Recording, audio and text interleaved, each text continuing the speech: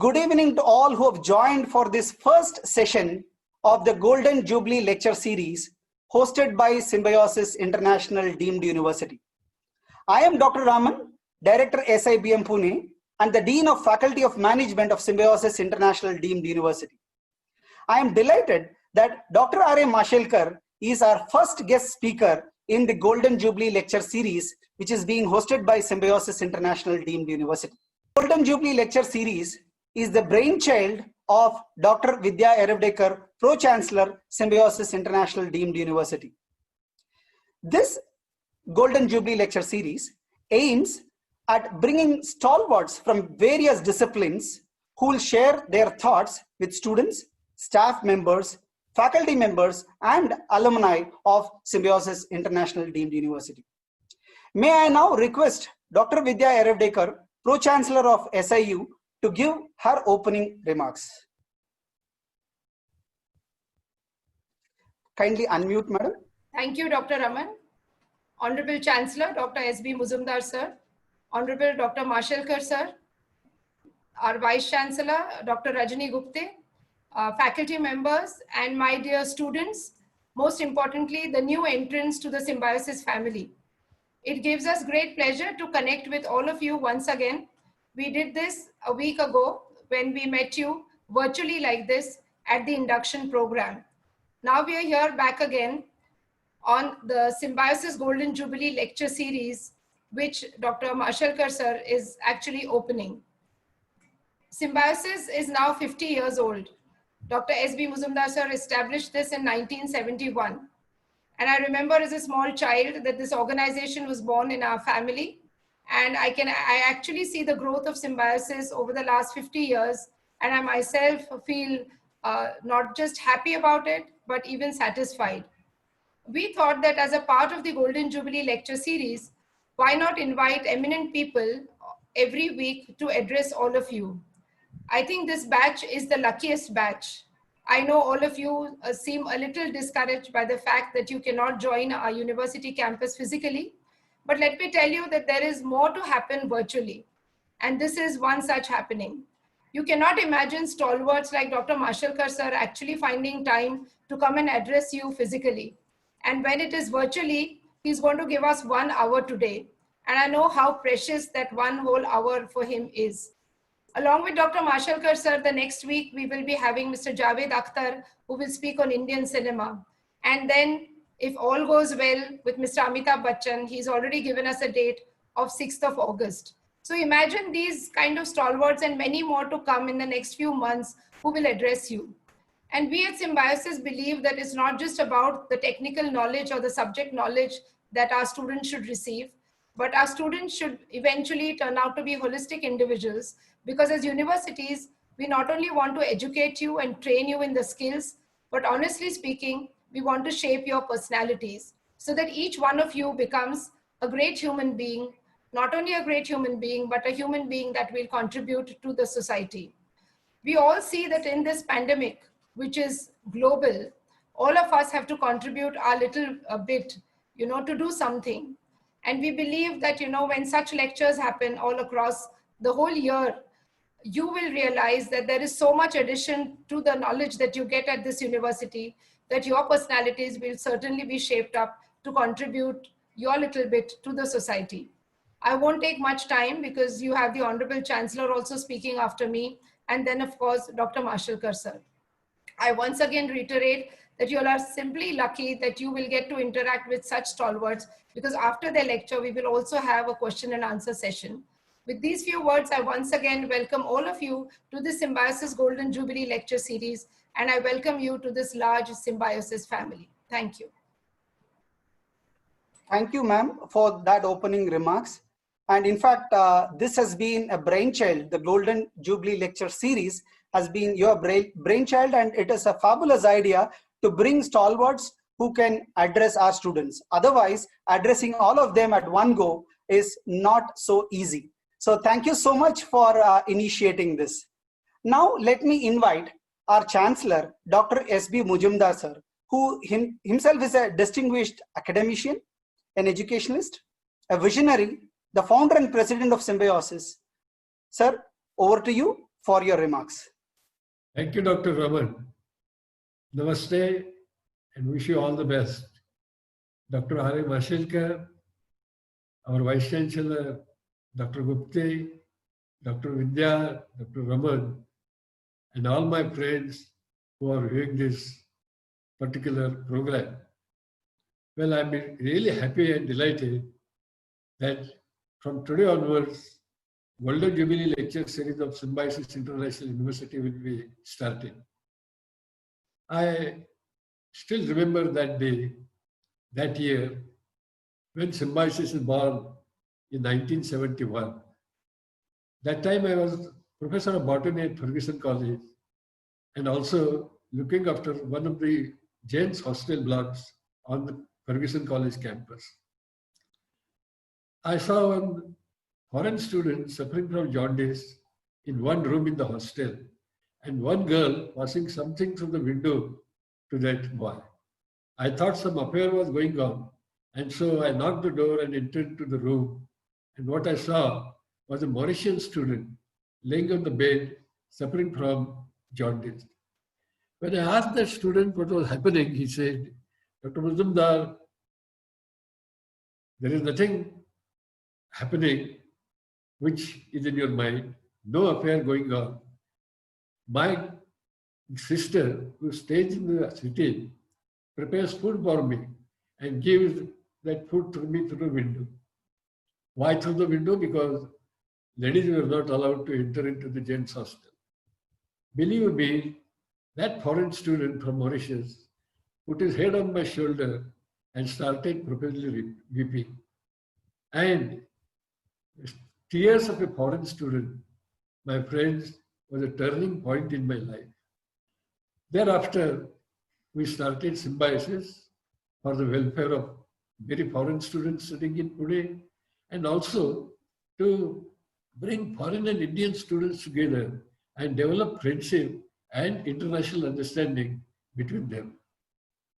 The inaugural ceremony of Symbiosis was on 26 January 1971, and we are now in Golden Jubilee year, and the final program will be on 26 January 2021. Be that as it may, I'm really happy that this particular lecture series is being organized. We call it Golden Jubilee Lecture Series. I'm extremely happy that Dr. Mashelkar is going to talk to you in the first lecture in the series. Friends, because of Corona, we cannot have many physical activities and physical celebrations. But all the time, it was the brilliant idea of Dr. Vidya to celebrate Golden Jubilee in a very innovative manner by inviting stalwarts in different fields to speak to our students, our friends, our colleagues. And therefore, I'm really happy that Dr. Mashelkar was chosen as the first speaker of this Golden Jubilee lecture series.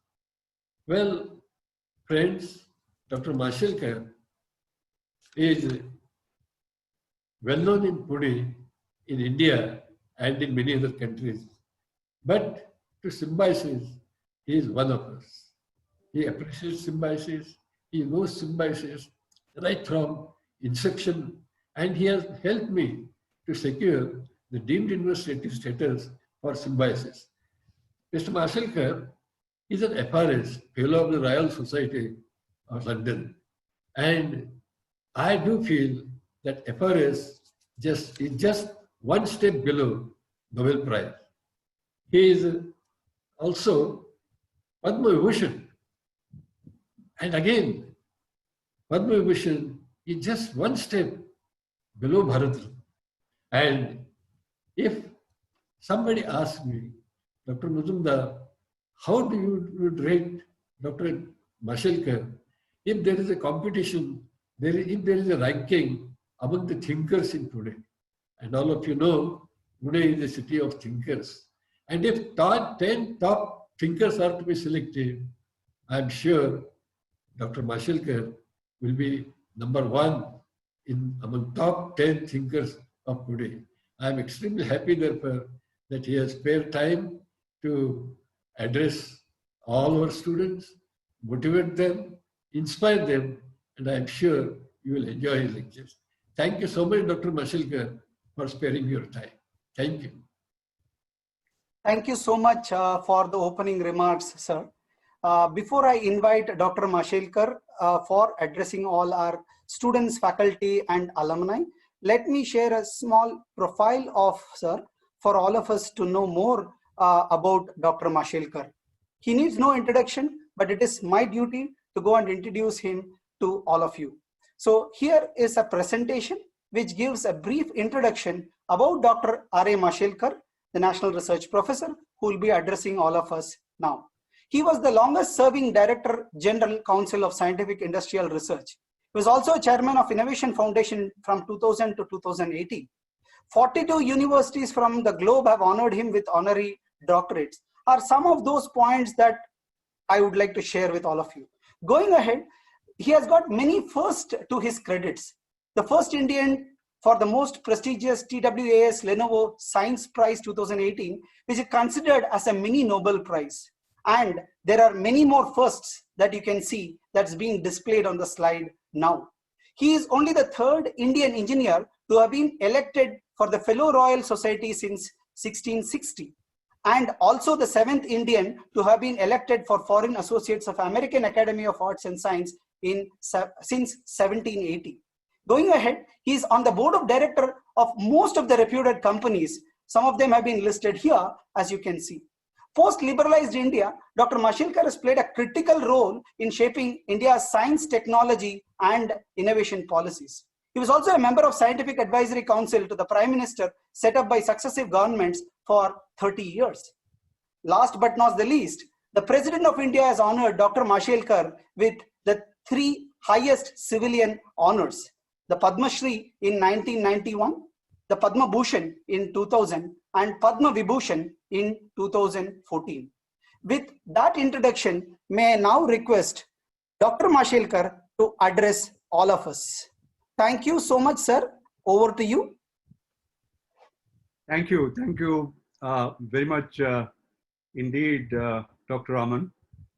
Our most beloved, most revered Chancellor, Professor S.B. Muzumdar. I call him Dada. He is our most revered Dada. Dr. Vidya Yerodekar, our Pro-Chancellor. Dr. Rajni Gupte, our Vice Chancellor, Dr. Raman, and all the members of Symbiosis family, distinguished guests, ladies and gentlemen. It's a very special honor, special privilege, Dada, that you have given me to be the first speaker in this fantastic Golden Jubilee celebration of Symbiosis. You're very kind to call me a member of the family. I am indeed. In fact, I'm an alumnus of Symbiosis. You're kind enough to give me an honorary doctorate a few years ago. And at that time itself, I said, I will do everything that I can as a proud alumnus does. So this is just my duty. When the word is breaking up today, I just want to remind all of you that this amazing message that our Dada thought about in 1971 for Symbiosis, which was Vasudhaiva Kutumbakam, the whole world is one family, is something so profound that the world needs it today. And I'm going to come back to that a little later. The topic that I've chosen is reimagining and reinventing post-COVID India. And I'm very happy that I'm giving this talk in front of our Yuva Shakti, our young generation, who are tasked with the responsibility of building the new India of our dreams. As they say, there is something called BC and AC. So it is before COVID and after COVID. After COVID, the world is changing very dramatically. The world order is changing. And if you can see, the changes are: one, extremely rapid, and two, extremely profound in terms of the impact that it has. If you go back into the history is repeating it. In 1331, many of you may not realize, from the same Wuhan, China to Italy, there was a bubonic plague which spread, it's Black Death. And you know how much time it took? 16 years.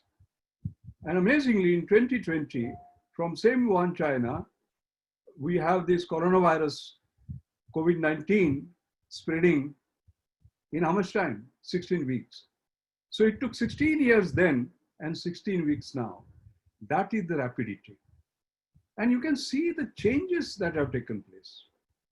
They have taken place in a very, very short time, and the impact is profound. Like, for example, just in a matter of 3 months, 1.6 billion children around the world were out of school. Within just 3 to 4 months, close to 1.5 million people have been infected. 0.7 million people have actually died. There has been destruction of lives like never before. There has been destruction of livelihoods like never before. And can you imagine, just in that short period, 71 million people have moved from being poor to extremely poor, from poor to extremely poor.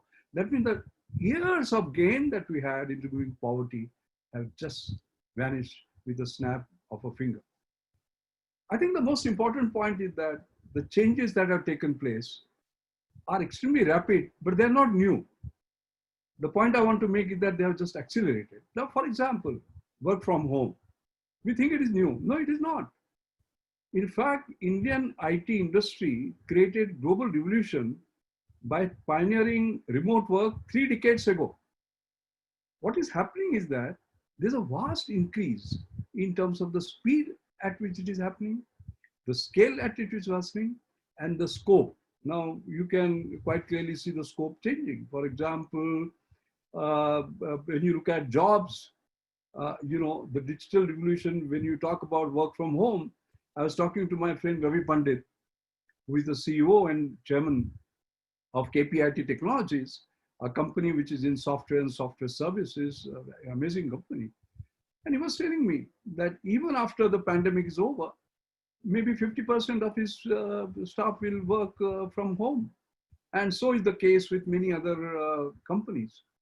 So the workplace is changing, the home is changing its character.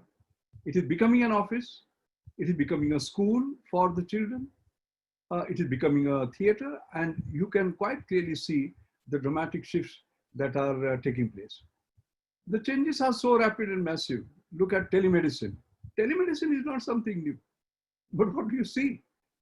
One British medical expert said on the other day that in Britain they have introduced telemedicine, and what would have taken 10 years has happened in 10 days.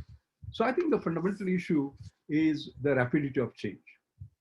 Now, having had this discussion, destruction of lives and livelihoods, we are restarting, we are rebuilding, we are recovering. And while this is happening, people are extremely cautious because no more it is return off capital, but return on capital. That return off capital is becoming more important than return on capital. Liquidity is being more important than profit because people are extremely careful. I mean, previously, if you look at supply chains, we stock things and we would say just in time as we required. We kept the minimum inventory. Now, people have lost the trust and they want to have not just in time, but just in case, and they are going to sort of stop. Now, when we talk about recovery of economy is welcome, but look at the recovery of environment pre-COVID and post-COVID. I was reading reports about Delhi, the way Yamuna, from gray waters, the waters have turned blue, how the skies have turned from gray to blue. So therefore, when we go back, we want to have economic recovery for sure, but we don't want to have that recovery of the same environment challenge. So I want to bring this particular fact before you, before we talk about reinventing India, reimagining India, because this we have to bear in mind. You know, there is a similarity between the pandemics as well as the climate crisis that we are going to have, or we are having. Both are physical. Both create array of socio-economic impact. Both are systemic. They have knockout effect, propagating fast across interconnected world. Both are non-stationary. You can't use the past to predict the future. Both are non-linear. The socio-economic impact grows non-linearly. Both are risk multipliers. Untested vulnerabilities in healthcare systems get exposed. Both are regressive. And who do they hit the most? The most vulnerable population, the poor people. And you have seen the sorry scenes of the migrant laborers walking. One could not sleep when one saw those children walking, their grandmothers walking, grandfathers walking, the pregnant women walking, kilometers and kilometers and kilometers. So it has really hit the poor people best. So what I want to emphasize, my young friends, is that the current pandemic provides a trailer. Like, a film has a trailer. In brief, it shows what is going to happen. It is showing a trailer on what will happen if a full-fledged climate crisis would entail. There will be huge disruptions on demand side, as you saw, huge disruptions on supply side, as you are seeing, and huge spread of global transmission and global amplification. So the point is, it is time for us to take a pause and think on what can happen, and therefore we have to worry about this sort of fact. And therefore, I just don't want a recovery. What I would say is that let us reimagine, let us reinvent, let us look at the new world that's a possibility, and within that, what is the new India that we can target. We almost thank our Honorable Prime Minister for inspiring us with his clarion call on Atmanirbhar Bharat, self-reliant India. But that Atmanirbhar Bharat can be created if we have the Atma Vishwas, and we do it with Atma Sanman. And my focus during the next few minutes is going to be, how do we reinvent India into this new India? So first of all, we must say that the self-reliant India does not mean protection with high tariff barriers, all right, so that nobody can come in and we are isolated. No, it is not isolation, but integration with global supply chains. That's what we have to do. And in reinventing and reimagining India, let us not just talk about the two pillars that we always talk about as options. One is buy, another one is make. I propose that for reinvented India, 5 strong pillars on which it will be based. Okay? And some of them are strategic. And what are they? The first one is buy. The second one is to make. The third one is to buy to make better. The third one is make to buy better. And the fifth one will be make it together. 1, 2, 3, 4, 5 strong pillars. Now let me explain these 5 pillars of the reinvented India. First, buy. Now, when you have dollars and somebody is willing to give you a technology, you can go and buy. Or somebody is willing to sell you the components, you go and buy. Like, you can buy anything from pins to missiles, for example. No, but for love or for money, many times these technologies are not available.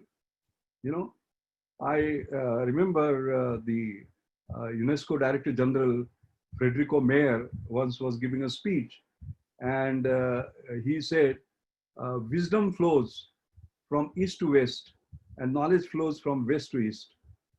And I remember responding to him by saying, yeah, knowledge flows, but not usable knowledge from which wealth can be sort of created. So knowledge is not going to be freely available to you. Let me give you an example.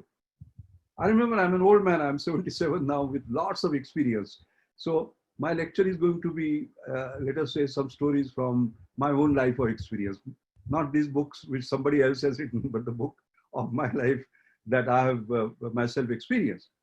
I remember we wanted alpha olefin technology. Why? Alpha olefin sulfonate we wanted to create. Why? Because they are detergents. And those detergents are biodegradable, unlike linear alkyl benzene. So we went to several companies. They wouldn't give us. Now, what is so special about clothes washing? But they would not give us because it was a very guarded technology. We wanted acrylic acid to make what? The super absorbent polymers, which are used in diapers. There is nothing strategic about diapers, but we did not get it from Romanov, that and the other, etc. Butyl rubber, with great difficulty after 40 years, we have been able to sort of get it.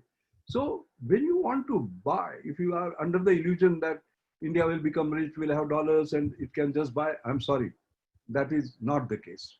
And there are many places where you will have risk associated. Like when we talk about 5G, as you remember, Huawei from China is in news, and there are risks associated with security.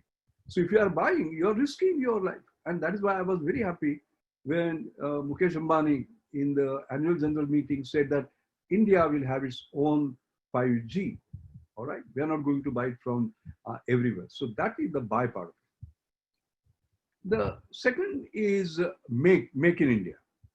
Now, make in India means not just getting some parts from somewhere and assembled in India. No, to me, it has to be invented in India, but make it for the world of such a high quality.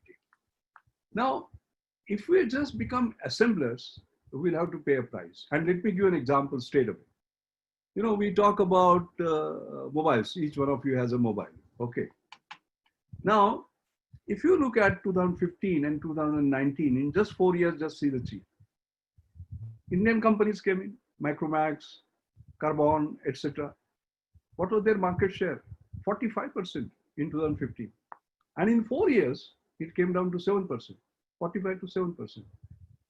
Then you would say, where did it go? For Chinese companies.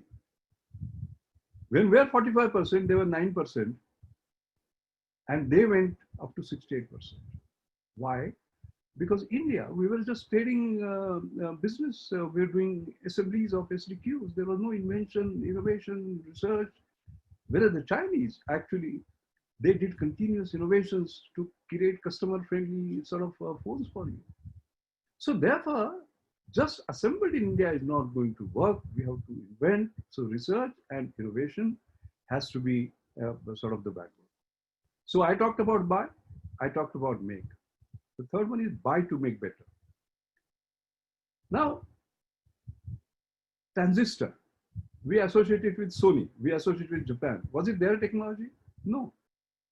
They bought the patents from US and then Sony built it in such a powerful way that they became world leaders in that. That is buying to make better. And if you see, let me take some current examples. You must have heard Biocon, Kiran Mazumdar-Shaw, talking about this itolizumab, which actually has been approved by DCGI because this cytokine storm that you have for the COVID patients, it can stop it. But was it her own? No, it was not. Several years ago, she brought it from Latin America, and it was supposed to be used for psoriasis. And today, she has completely repurposed it for this. So it is buying to make better. I don't know how many of you heard the AGM and saw the speech, and you were demonstrated at that time. As you have virtual reality, then augmented reality, mixed reality. There was some demonstration of mixed reality, and who has done it? It was not Jio. Jio did not have that technology. There was a startup called Tesseract, which was set up by a young man, Kshitiji Marwa, who worked in a small warehouse in Mumbai. So it is buying to make better. Reliance acquired that Jio and used it to create technologies. Okay. Now, it is not just technology that we'll buy. Many times we'll buy components, basically. We can't do everything. We can't make all components. Like Rajiv Bajaj, you must have heard on the other day, he said that he exports 15,000 crore for two-wheelers. But he buys some components from China, around 1,000 crore, and he depends on those. So therefore, I think we have to relook at this entire issue of when you say Atmanirbhar Bharat, whom are we nirbhar on, whom are we dependent on, basically, before we become Atmanirbhar. Let us take just one simple case of drugs and pharma industry. We are the leaders in the world in generic drugs.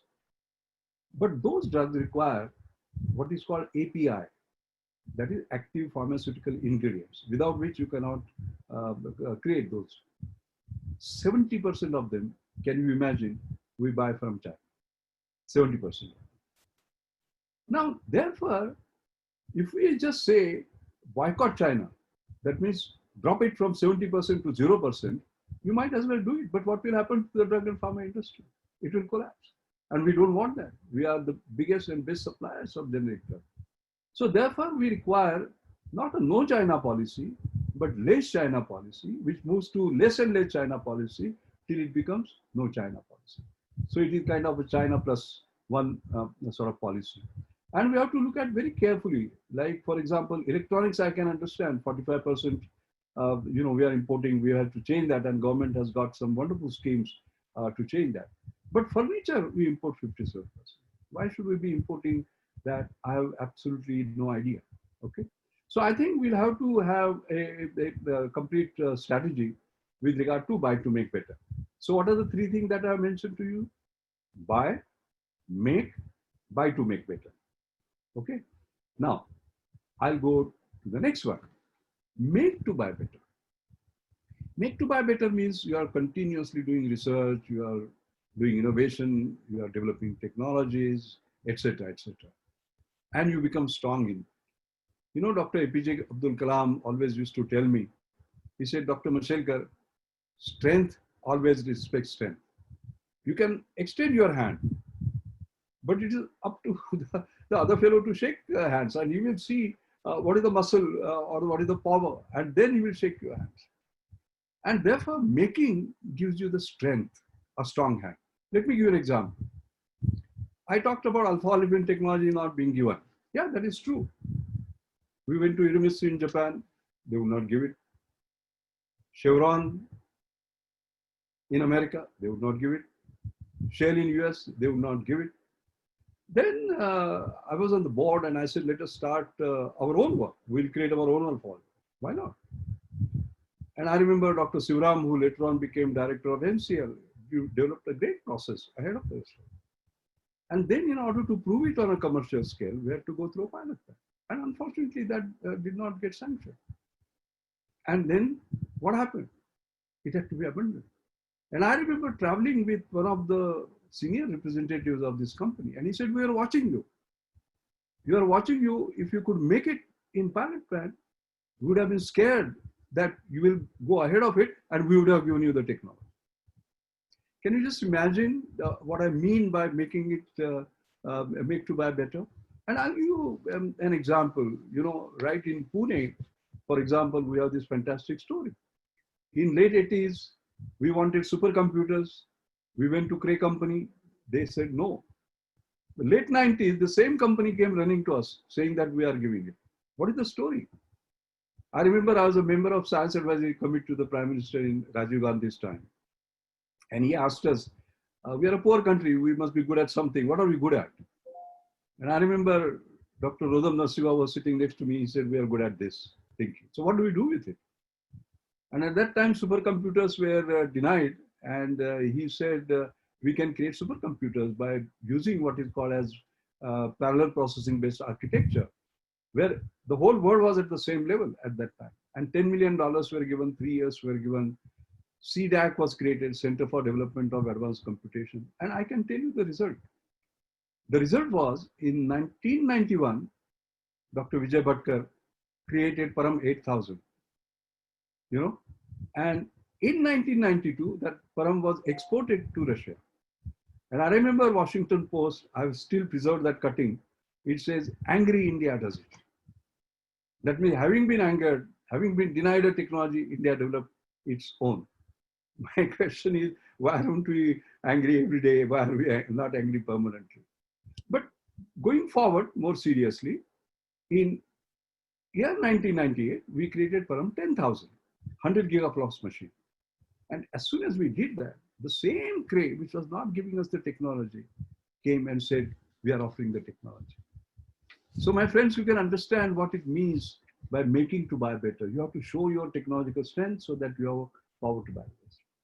And the last part is making it together.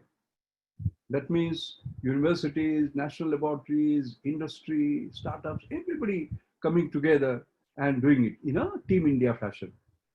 For example, we talk about virus, the vaccine today, rotavirus vaccine, that is our own actually, was created by a partnership with some 16 institutions and industry like Bharat Biotech, all coming together, okay? And I will give an instance. For example, when I was the DG of CSR, we created New Millennium Indian Technology Leadership Initiative. And it was based on grand challenge, okay? I'm a 10x guy. 10x means India can do it 10 times better, but 10 times cheaper, right? Affordable excellence, like I used to call it. And I remember we gave a number of grand challenges. And one of them was that bioinformatics was a big buzzword, but we didn't have the software. And the best software accelerators were just $500,000, which our small biotech companies could not sort of afford. So I remember I went to Dr. Vidyasagar, the Senior Vice President of TCS, and I said, Vidyasagar, 10x, 10 times better, 10 times cheaper. And he took it off. Because he had those engineers who could make that product. My labs could not. But Tata did not have any life science expertise. So we put up 19 laboratories, Center for Cellular Molecular Biology and others. And together, in a Team India fashion, they made it together, what is called as a biosuit, which was ahead of the rest of the world, okay? So what they could not do alone, they could do actually together. And Dada, if you're listening, I'm sure your words on Vasudhaiva Kutumbakam, you will love this. Because making it together in the digital world has gone to a different extent. Like when you create a new drug, a multinational company works secretly and does some 20, 30 people work, etc. No. I was DG of CSR. The person who followed me was Dr. S.K. Brahmachari, a genius. And he talked about open source drug discovery by using Web 2.0, all right? So everybody contributes through the ideas on the web and they together they create. And because TB is a great problem, he said in TB we'll create a new molecule. And you know, on that Web 2.0, how many countries participated? 136. How many people participated? 4,700. From around 136 countries.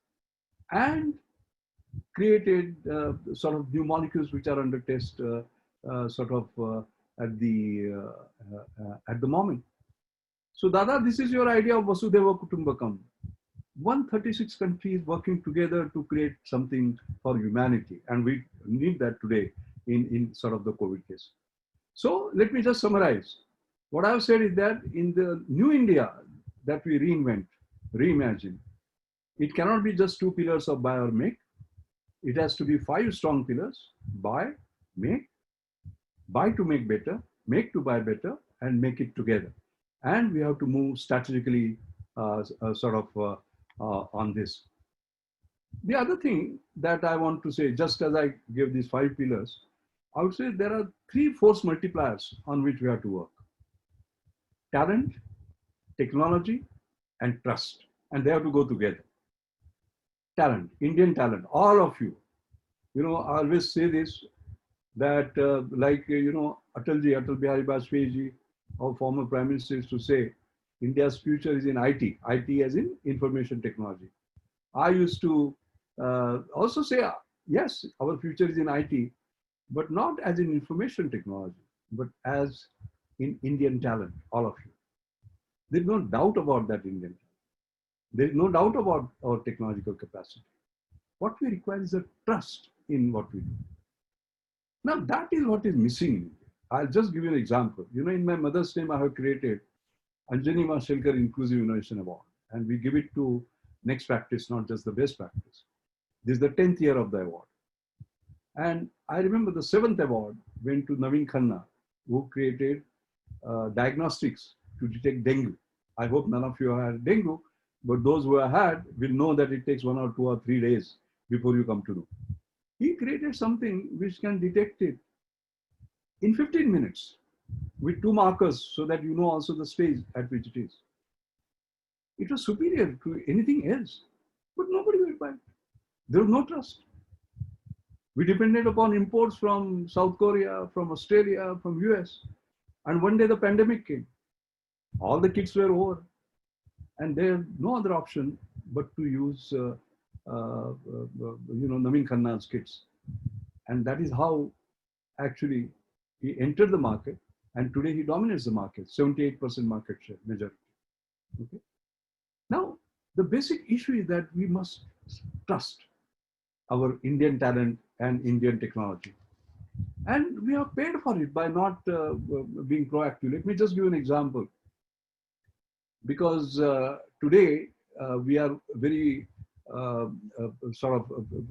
we know that actually it is, let's say, remote learning is going to be the key. But what about schools? What about students who are poor, who don't have connectivity, who don't have technology? So exactly to suit that, there was a computer that was created. It was called Symputer, Simple Computer, in 2001. It was a low-cost alternative to PC, shared devices that permit technology, simple and natural user interface based on touch, sight, and audio. At that time, you can imagine, touch, sight, and audio. It could read and speak 7 Indian languages. So it was precisely meant for India. And most important is that it was not copying. It was ahead of them. For example, the technologies which iPhone used later, they had used the so-called accelerometer. Technology that Samsung Galaxy used later, like the bongle on mail or ability to write on phone, they were ahead of the rest of the world. In fact, Bruce Sterling of New York Times said that the most significant innovation in computer technology was not Apple's gleaming PowerBook 4G, nor Microsoft Windows XP. It was Symputer, a net-linked, radically simple, portable computer intended to bring computer revolution in the third world. I'm quoting him. All right, in 2001, ahead of the rest of the world. But what happened? Why didn't he create the revolution? Because normally what happens is that talent was there, technology was there, the trust. And when that trust is there, the government comes in, there's a public procurement. Government says, all right, I'll give you a head start. I'll buy the first 10,000. You put it in the market, get some customer experience, user feedback, and then you improve the product, create a good business plan, and then go. We didn't have a public procurement policy. And therefore, when Amitabh Kant talked about 17 ideas which can transform India, I wrote a chapter on public procurement policy, which you can, by the way, read if you go to my website, www.mashelkar.com. You will find that particular policy, which shows how that, and we have started implementing it. Like Maharashtra State Innovation Society, I happen to be its co-chairman, and we have created aggressive policies that young startups like you, it is, what can I say? It is like Sachin Tendulkar. At the age of 15, he scored a 100 of a century. But if there was a tendering process, they will ask him 10 years experience. Do you have 10 years experience? You can't do that with startup. So trust you must have. So we have created now in Maharashtra, for example, policy where the entire tendering processes have changed. The prior experience is not important. We give them a head start. Like somebody had created drone technology, and our PCMC here, Pune Chinchwad Municipal Corporation, they gave them a direct contract. They had created drones which have clean the surface of the rivers. And after Pune, it has spread to several other cities, half a dozen other cities, because he was given a chance. So the point I'm trying to make is that in this force multiplier, talent, technology, and trust becomes extremely important. The last point I want to make is about this Atmanirbhar Bharat with Atmavishwas. And what I see is that whenever we are challenged, India is challenged, India has come good.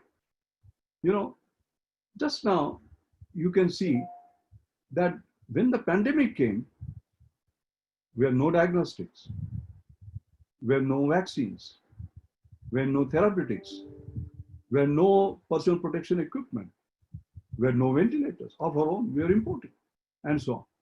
And today the situation has changed completely. Our scientific community rose. For example, diagnostics. You must have just read Delhi IIT. They had this RT-PCR, which actually can detect it in 3 hours, and just priced at 399 rupees, not 4,000, 5,000, etc. Our IGIB, Institute of Genomics and Integrative Biology, along with Tata Sons, have created a new diagnostics, which is actually based on paper strip, but very high technology of CRISPR-Cas. My lab, right here in Pune, after the pandemic broke, within 6 weeks, actually they come. Okay. So if India is challenged, if India gets angry, in quotes, it can do it. We are talking about no PPEs, all right, or we are importing 70%. Today, within 3 months, we have created $1.5 billion business, and we are exporting. Forget about just sort of importing. Not only we are meeting our own needs, and we are doing that. We have no vaccines, basically, and we have the capacity to develop vaccines, like rotavirus we did. On pneumonia, just last week, we have sort of actually launched. We have all that. And the whole world depends on us. You must have read the news about Oxford University creating the new vaccine, which is in the news. Who is going to produce it? It is Serum Institute. In fact, even if a vaccine gets developed in the rest of the world, they will have to come to India to produce it, because we are the biggest capacity in the world. We are the best in the world to produce vaccines, almost 4 billion sort of vials. And we are also developing our own, like Bharat Biotech is working on inactivated virus. Zydus is working on spike protein, or Nimitly, the New Millennium program that I talked about, monoclonal antibodies. There's a public-private partnership doing it together, Bharat Biotech, LCCS, IIT, etc. Ventilators is the same thing. You know, Marico Innovation Foundation created a 2.5 crore award. I was the chairman for that grand challenge. And we have come out with unique ventilators which can meet the Indian needs and which are extremely affordable, extremely sophisticated. And this has happened just in a space of 3 to 4 months. So India can do it. So the point is, Atmanirbhar Bharat with Atmavishwas. I think that is the most important part. You just saw 59 apps of China. The government disallowed them. TikTok went out, and then you can see suddenly so many of them came. Chingari, for example. In fact, within 2 days, their server broke down. That was the kind of demand we created. We are joining on today's Zoom, but you must have seen Geo Meet coming now. And when we had the annual general meeting, you know how many people joined? 307,000 people, basically. So we are able to do that. And 5G, on whom we were dependent on the rest of the world. Today, we are sort of saying that we'll have that particular technology and we can export it to the rest of the world. I think that is the spirit, that yes, I can. That spirit, I think, is most critical. So what have I done? Let me summarize my lecture. First, I have told you about why we need to reinvent and reimagine India. I have told you about why Atmanirbhar Bharat has to go with Atmavishwas and do it with Atmasarma. And I've given those 5 strong pillars on which we'll reimagine and reinvent that India. And I've told you about 3 force multipliers which will propel us. Now I'd like to end within next just a few minutes in terms of 5, what I like to call as Mashelkar mantras. They have helped me in my life, and I hope they will help all of you. First mantra: aspirations are your possibilities, so keep them high. Okay? If you aim at Everest, at least you will go up to Kanchenjunga. If you aim at Kanchenjunga, in Pune we have this Hanuman Tekdi, you will not go even there, where you know Symbiosis is located. Or if you aim at Hanuman Tekdi, you will stay where you are. So aspirations have to be high. I remember, and all this, as I said, not from these books, but from book of my life. I remember I came back in 1976. You know, there was a call to come back, and I came back as a 32-year-old man, just on a princely salary of 2,100 rupees, joined MCL. Dada and all will remember. And I remember at that time, you know, we were a closed economy, 1989. 1991, we opened up. So what we were doing? Just import substitution, just copying, just reverse engineering, whatever one did. So anytime we are ahead of the rest of the world and we created something new, not on. The Indian industry will not take it. So I said to myself, what am I selling? I'm selling knowledge. And what is my market the whole world. So I said, let National Chemical Laboratory be International Chemical Laboratory. We'll export our knowledge to the rest of the world. That was very audacious because, for exporting the knowledge, you need to be strong on patents. And we had 0 US patents. I said, nothing doing. We changed the paradigm. We said, and I mentioned, I remember, I said, we'll export it to General Electric because I'm a polymer person and there was some work in polymer I had seen. And somebody came and said, look, it is, their budget is 2.5 times India's R&D budget. I say, it is not the power of budget, it is the power of idea that matters. And you cannot believe it, but within almost 2 to 3 years, 1992, I think it was, we were able to license 3 of our US patents to General Electric in polycarbonate. And polycarbonate was one where they were world leaders, 40% market share. National Chemical Laboratory to International Chemical Laboratory. In fact, I was not aware of this, but just a couple of months ago, somebody told me that in Harvard University, they're running a course on entrepreneurship in emerging world. And this change that I talked about, National Chemical Laboratory to International Chemical Laboratory and the General Electric experience, etc., is a part of their coursework now. And somebody has sent me those videos. So you can just imagine sort of what it can be. If you keep your aspirations high, you say, I will not be National Chemical Laboratory, I'll be International Chemical. That's the first. The second is perseverance, pace. It is always too early to give up. Winners never quit and quitters never win. And therefore failures will be there in life, but you have to reinterpret fail. F-A-I-L, fail is first attempt in learning. Okay. The third message, third mantra is hard work. There's no substitute for hard work. And particularly to the young people, I want to mention that like instant coffee, there is no instant success. I would say work hard in silence, but let success make all the noise. Very important. The fourth is you're always looking for an opportunity and you are knocking on the door of the opportunity. But if they don't open, the doors don't open, you get frustrated. Don't. You create your own doors. You say, what do you mean? Can you tell us something from the book of your life? I will tell you. So when I came back in 1976, I was trained in a field called rheology. And I needed a rheogoniometer. And that was only imported. That means we needed dollars. And India did not have dollars. So we required certificate like digitally clearance, not manufactured in India. And I would have to wait for 2 years. So that opportunity, that door that I was knocking for was not opening. So I created my own door. I said, I'll switch my field. And I started doing something in which I was not an expert at all. I went into modeling and simulation.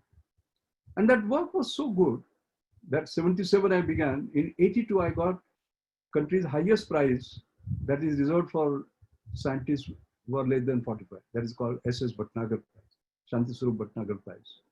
Now you can just imagine if I was just sitting there waiting for 2 years, what would have happened? Nothing would have happened. I created my own doors. Each one of you can create your own doors. That's my fourth. And the fifth lesson I will give and I will close. The fifth lesson is that I honestly believe there is no limit to human endurance. There is no limit to human achievement. There is no limit to human imagination. I mean, you have heard the story of Arunima Sinha, for example, national level volleyball player. She was pushed out of a train in 2011. Her one leg was amputated. She would have said the whole life is gone. No. That same girl in 2013 hoisted flag on Everest. Can you just believe it? That is the power of the human spirit. Okay? And therefore, I'll end again by telling you a story from my own life. I remember, and Dada also mentioned about FRS Fellowship of Royal Society. As he said, it is one of the most coveted science prize, considered by many as next to Nobel Prize. So when I got it, I talked to my guru. Who is my guru? Bharat Ratna Professor C.N.R. Rao. He's the most celebrated scientist in the country. And accepting for Nobel Prize, he has got all honors. And I hope, and I'm sure, maybe he will get it in next year. So I phoned him up saying that, I was all charged up. So when I told him that, what was his response? When I said I became FRS, I thought he will applaud. He said, not bad. So I got very disappointed. After a little while, I was elected to US National Academy of Science, and that is a very tough one too. As I said, the 7th Indian only.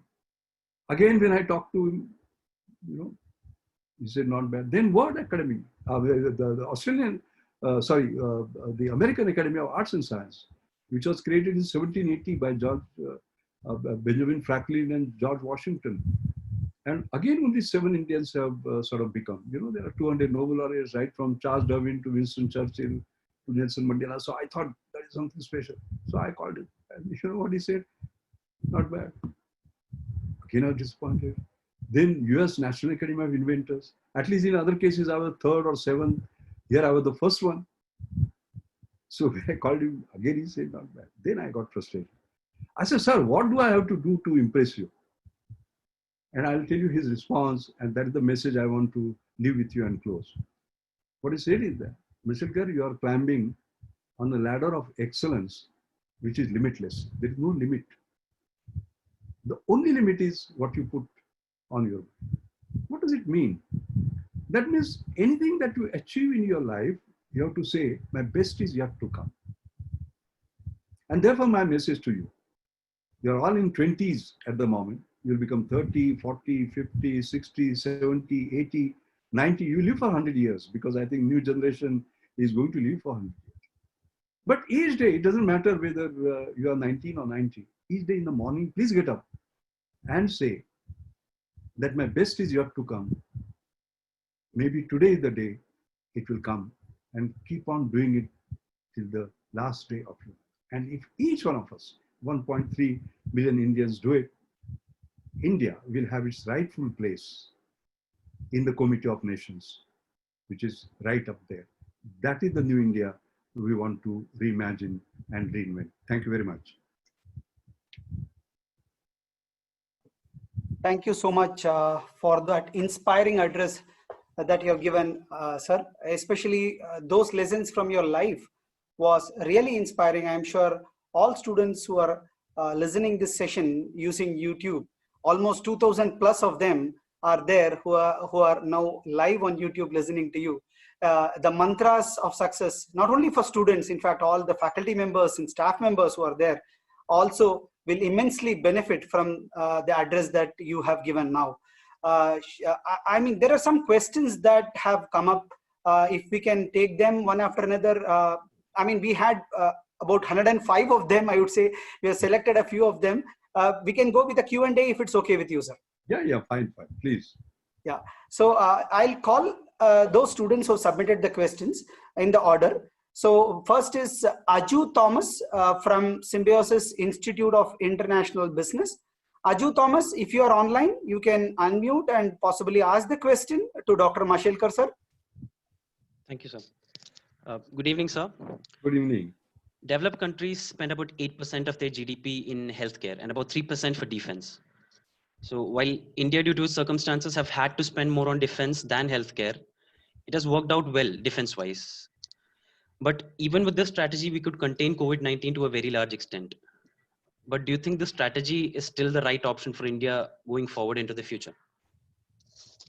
Well, I would say that any country who has the aspiration to be up there in the Committee of Nations have to invest hugely on 2 things, education and health. There is no compromise. The rest can come really afterwards. And why does one talk about 8% GDP? The US spends 16%, Switzerland spends 12%, Germany spends 11%. China spends 5%, we spend 3.6%. You are right there. But it is not the amount of spend, amazingly. Can you just imagine how much does Singapore spend? 4%. In fact, you should read a book by Bill Hasseltine. It is called Affordable Excellence.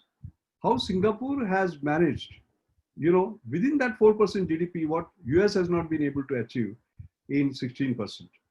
Because it is not the resource that you have. It is being resourcefulness. So it means it is not the resource, but how you use the resource that actually matters. That's very important. The second is that you have to do innovations so that you can get, as I like to say, one of my mantras is more from less for more.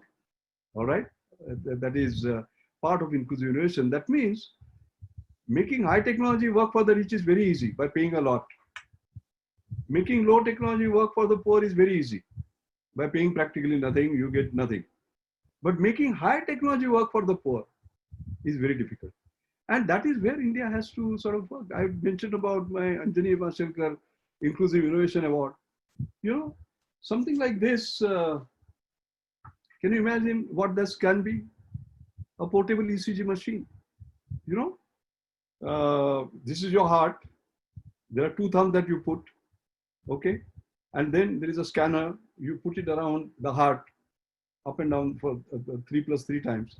And within 3 minutes, if you have got a sort of app called Sanket, and you can buy it, by the way, on Amazon, you know, the ECG goes directly to the best expert. So even if you are in a village, you don't have to put the old woman on a bullock cart and carry her to a few kilometers, but do it right there if you had basically the connectivity. Cost, just 5 rupees per ECG. Nowhere in the world they will do it. So we have to work on that. Another award went to $1 breast cancer, you know, non-invasive, which is going to now 25 countries. And we have selected people like that. So I think innovation, that an extreme innovation, disruptive innovation, game-changing innovation, in which we can get affordable excellence is important. But that is no substitute to India not doubling up its expenditure in health, both health as well as education, because that is where our future lies. Thank you. Thank you. Thank you, sir. Thank you for answering the question. The next question is coming from Saket Agarwal from Symbiosis Institute of Business Management, Pune. Saket, if you are online, can you unmute and ask your question to Dr. Mashelkar, sir? Good evening, sir. During the present COVID-19 time, many are trying to reimagine and reinvent Indian education. Considering the practical aspects like power cuts, digital divide, and access to technology and broadband, will this online model be really sustainable? Sir, your views, please. Yeah. Well, as I said a little earlier, India has to reinvent itself and reimagine itself. If you are just going to say that the poor should afford this iPad or the MacBook Pro that I have or the iPhone that I have, I'm sorry, that is not going to work, okay? So what it means is that we have to create equivalent product at very little cost. Like I mentioned about Simputer. If Simputer was then supported, you would have got a $20, $25 tablet in the hand of students today. We created something called Akash, right? $35. But we did not pursue it. If you had created it, that was marked at $35, it would be $10 today. Okay? I remember when I was DG of CSR, I gave a grand challenge. I'm a 10x guy, 10 times cheaper. So there was this $2,000 laptop. I said, do it in $200. And Vinay Deshpande, you know, from Encore, actually created it. But it did not get the kind of support that was required later on, so that it became a product which can be in the hands. So I think we have to revisit it. Basically, we have made mistakes in sort of not pursuing this, and such sort of devices can be available. Then you would say, Arey Baba, theek hai, you will give them $10, $20. But what about connectivity? You mentioned about broadband and so on and so forth. Now, there also there is a, see, for example, I was a president of Global Research Alliance.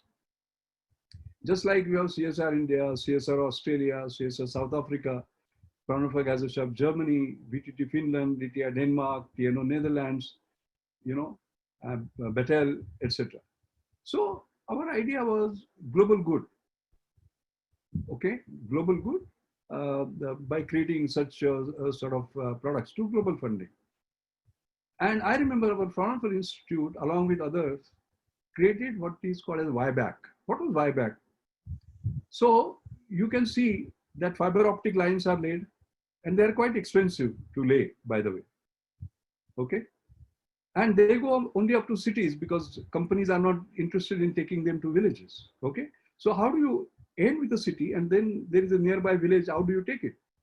So this technology exactly did that. It is called Yback. So if you go on the web and put Yback in front of her, you will get details of that. I brought that technology. And there is a village around 25-30 kilometers from Pune. In a village, we actually demonstrated how it actually works, very affordable. And in fact, I was presiding over the GRA with all the presidents of these institutions in Kuala Lumpur. And I connected them, we connected them with these kids. Those kids from that municipal school spoke in Marathi, I translated it in English. We could do that. This was 7 or 8 years ago. So we had the technology, we did not take it forward. So what I'm saying is that the Symbiosis of this world, the Mobilis of this world, the Akashis of this world, the Ybacks of this world are there on our shelf. We have to wake up and make sure that they get actually to the villages and all problems can be solved. Okay? Thank you. Thank you. Thank you, sir. The next is from a faculty member. He is from Symbiosis Institute of Health Sciences. Dr. Jagdisha has got a question. Dr. Jagdisha, if you are online, can you unmute and ask the question to Dr. Mashelkar, sir? Good evening, sir. Good evening. India is the second largest exporter of agriculture products in the world. Do you agree agriculture, land, allied industries, and agro-based SMEs will help in reimagining and reinventing post-COVID India? Oh, yes. This is an excellent question, as a matter of fact, because I've been talking about digital and drugs and the rest of it, but you have touched upon a very, very important point. And it is very, very clear that I've been talking about research and innovation in agriculture from end to end, including the supply chain, including the policy, etc. And I must congratulate the government in terms of the recent reform that they have created so that life becomes easy for the farmers to market and so on and so forth. We won't have full time to sort of go into it, but you as well as those others, if you go to my website, it is www.mashelkar.com. There are two papers that I specially recommend you should read, which deal with this aspect. One is the role of startups. So there's a paper that is titled as Leveraging Agri-Tech Startups for Agri-Innovation Ecosystem. Okay, and there are some phenomenal sort of innovation that have been done by startups and how they can actually transform agriculture. This I gave at the National Academy of Agriculture Sciences in Delhi. And then Rahuri Krishi Vidyapit, Agriculture University, I gave the convocation address, and it is called Building a Great Indian Agriculture Innovation Ecosystem, including for small landholders, by the way. It is amazing what solutions you can find with technology and so on and so forth. So I would simply say, please go to these papers, but in particular, I totally agree with you that that has to be the thrust. Thank you, sir. Thank you so much. We're going with the next question. That is from Symbiosis Institute of International Business. Purva Karamkar has got a question. Purva, are you online? Yes, sir, I'm online. Yeah. Good evening, sir. Indian startups and innovators have created technology that are disruptive and were quick to respond to the immediate pressing needs of the market. India has turned very innovative at times when the moment has been called for. What would it take for us as a country to keep up with this momentum? And historically, why haven't we been able to maintain it? Well, I gave you a number of examples on how startups would have changed the world, and the lack of public procurement policy and other things did not help, and that is what we need to change. So I'm very happy that the government is making life easier for startups now. I gave you some examples, like in Maharashtra state, I told you about how tendering processes have been made easy so that they don't compete with mature oldies, but with similar young people. We have even patents, for example, 80% of the expenses of the patent is now taken care by the state. Patents used to take 4-5 years. We are speeding up. you go on through green zone as against the usual orange or red zone, etc. So we must make life better. Most important is our risk-taking ability. What we require is not just venture capital. We require adventure capital, risk-taking. Because you people, young people, you have crazy ideas, great ideas, and so on and so forth. We have to support it. And again, we have to remember, FAIL, fail. You never fail. That is only your first attempt in learning. That environment has to change. And you know what? People call me dangerous optimist, by the way. And I'll tell you why I'm dangerously optimistic. Because of you guys, you people. I remember, and that is where we are falling short. We must meet your aspirations. I remember I was addressing some young startups. And I said, look, Satya Nadella, he has become the CEO of Microsoft. Look, Sundar Pichai, he has become CEO of Google. So I was singing praises of our education system, like Symbiosis, and I was saying, this is what we do and all that. And I said, you can also become Satya Nadella as Sundar Pichai. What one young fellow got up. Nowadays, your generation is also very bold. Huh? They can challenge an oldie like me. So they say, sir, with all due respect, I don't think you understand us. I said, what do you mean? I thought I said something nice. He says, no, sir. Your generation, your only interest was in going to US somehow. The next generation, not only go to US, but get a job in Microsoft, get a job in Google. The next generation, not only go to US, go to Microsoft, but become Satya Nadella, the CEO. Not my generation. We want to create our own Googles, our own Microsoft here in my India. So we have that firepower. You get my point, as a matter of fact, as far as you are concerned. We have to match, as a nation, your aspirations. Then things will happen. Thank you.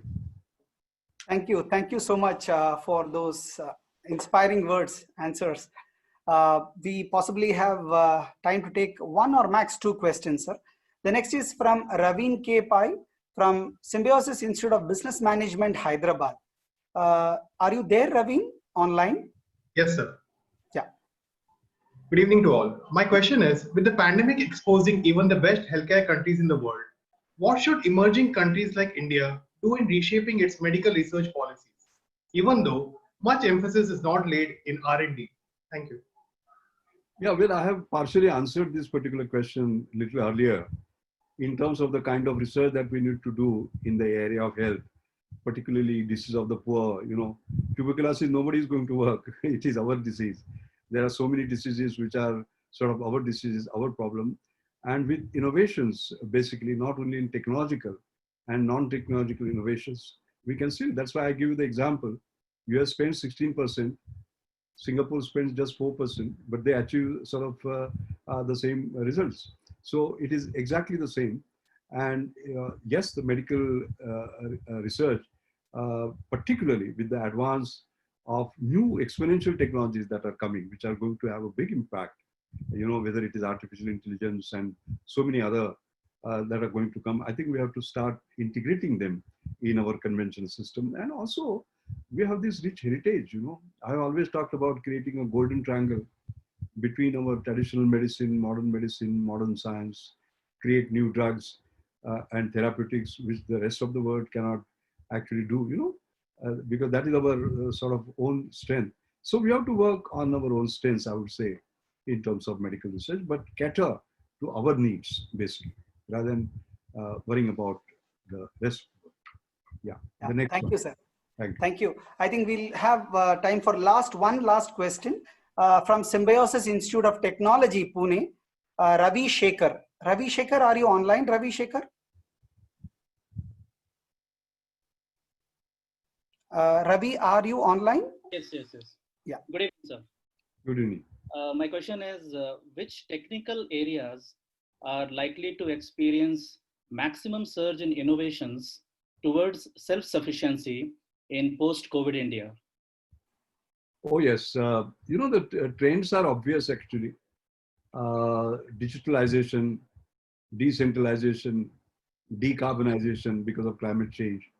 I think these three are the ones where we have to get emphasis. And with the public health crisis that we have, disinfection, because there is a fantastic awareness about these, the new technologies that will come, I think that will become critical. And therefore, all the exponential technologies that we talk about, you know, with this Internet of Things, then big data analytics, artificial intelligence, augmented reality, mixed reality, etc., are basic areas which are going to be transformative. So we have to, and I've seen fantastic progress that is being made in this sense. Biotechnology, of course, has enormous possibilities. And most importantly, as I mentioned little earlier, the climate change is looming large. And therefore, the only growth that we should aim for is green growth. And therefore, in terms of green, the technologies concerning renewable energy or hydrogen economy, we have our own strengths in those areas. There are areas, for example, like fuel cells. Okay. See, the technology that we have to work on is also for creating Indian security. For example, electric vehicles we are going for, right? Great. It will do decarbonization. But what are they based on? Batteries. Which batteries? Based on lithium, cobalt, and so on. Lithium, we don't have our own. We are dependent on other countries. China has acquired many mines, basically. Cobalt is a rogue country like Congo, which has that. Anytime the supplies can go off. So therefore, we have to actually look at alternatives.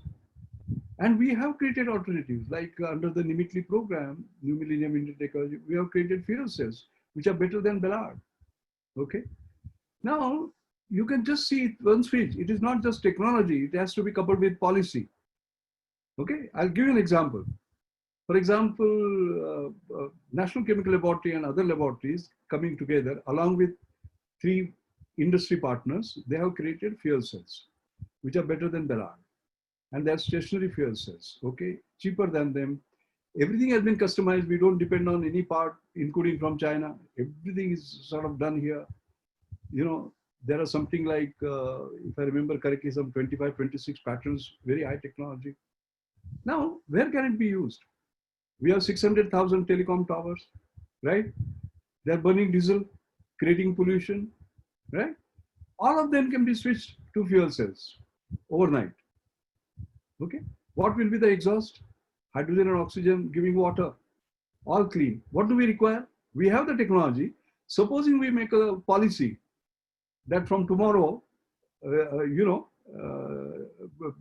only fuel cells indigenous will be used. You can just imagine what can happen. So I think the point is technology has to be matched with policy, basically. And I think the government is acutely aware of that. And there are newer and newer policies like that are concerned. So it is not just achieving supremacy in terms of technology. It is not invention that we are interested in. It is innovation. Innovation is successful exploitation of a new idea.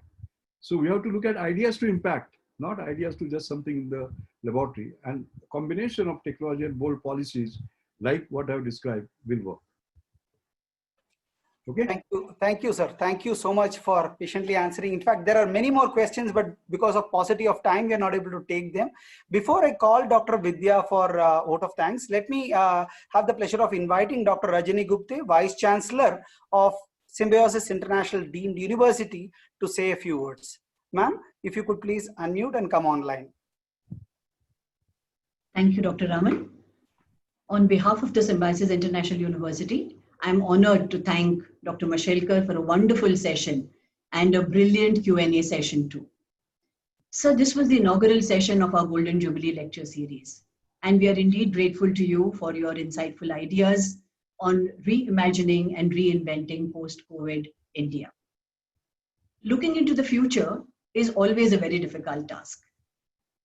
But I have observed that many successful people are able to join these dots of data which is available and create multiple scenarios. But there are some people who can join the dots that are as yet unseen by many of us. These are the visionaries, the innovators, whose dreams can actually change this world. Today, I believe that we've heard one such visionary, and it was indeed a very positive and a very exhilarating experience. And sir, I always feel when I listen to you that it's always a very exhilarating experience. So you spoke about the rapidity of change, global amplification of issues. You emphasized that Atmanirbhar Bharat is not about isolation, but about integration. You spoke also about the 5 pillars that will help us get there: buy, buy to make better. I loved your example about Sony, where you said which bought patents from the US, which enabled Japan to catapult itself. But make to buy better, build one's strength, and of course, finally, make together, which of course is what our Vasudhaiva Kutumbakam is all about. Your 5 mantras: keep your aspirations, your 3 force multipliers.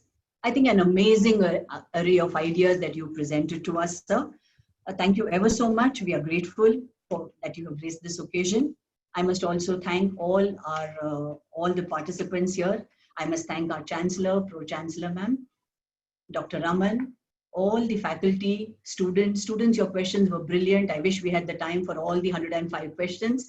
I'm sure Dr. Mashelkar can join us some other time so that we can have another session where we can address all your questions. Thank you so much for all of you to be here today. We are indeed blessed to have had this opportunity to listen to you, Dr. Mashelkar, sir. A dangerous optimist, I know, but a very positive one. So we're very happy to have had this session today. Thank you so much, sir. Thank you. Thank you, sir.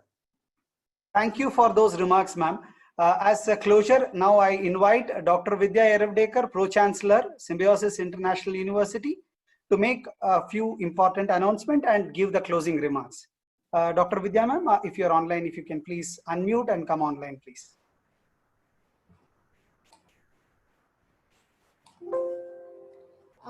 Thank you, Dr. Raman.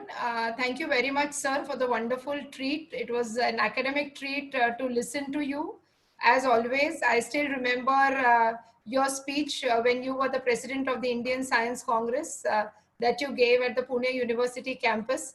And I've preserved all your speeches till date. And I think for students, you couldn't have had anyone better to begin the Symbiosis Golden Jubilee lecture series. So thank you very much, sir, for your time and for your energy. And of course, for all the knowledge that you have imparted to all of us today. I'm pleased to inform all the students that we've got an array of wonderful speakers that are lined up. The next week, as I said, will be Mr. Javed Akhtar, who will speak on cinema and society. As I said, if all goes well with Mr. Bachchan, it will be Amitabh Bachchan in the first week of August. Then we have the historian, Mr. Pavan Verma, who will come and address you. We will also have Kiran Mazumdar-Shaw, who has confirmed, Saurav Ganguly, who has confirmed, and of course, Amitabh Kant, the CEO of Niti Aayog, and several other names that are still sending in their confirmations. So as I said, you all are really going to get this insightful knowledge from several such eminent people and personalities that we during our student days never had. Take this opportunity and make the most of it. And remember the 5 mantras, the Dr. Mashelkar mantras that you have begun your careers at Symbiosis with. Thank you very much once again, Dr. Raman and all of you. Thank you so much, ma'am. We are now closing this live streaming. Thank you all for joining, the Chancellor, the Pro-Chancellor, and the Vice-Chancellor, and most importantly, the guest, Dr. R.A. Mashelkar, who has started as the first guest in the Golden Jubilee Lecture Series. Thank you so much, sir, for addressing all of us. So we now close the live streaming. Thank you.